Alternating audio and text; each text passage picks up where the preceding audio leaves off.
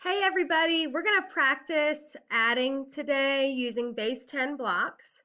We have the number sentence 34 plus 25. So the first thing you need to do when you're adding is show 34.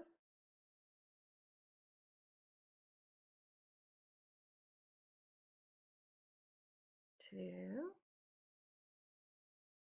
three, four. And then you want to show the number 25 with base 10 blocks.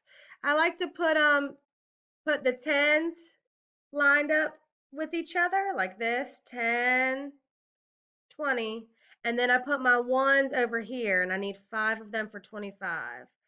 1, 2, 3, 4, 5.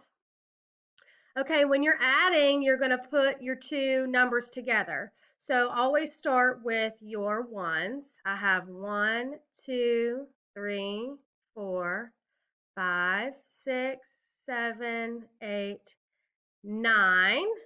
Let me put a little box here. So I have 9 ones, and then let's count our tens. 10, 20, 30, 40, 50. So 50 plus 9 equals 59. So our answer for this problem is 59.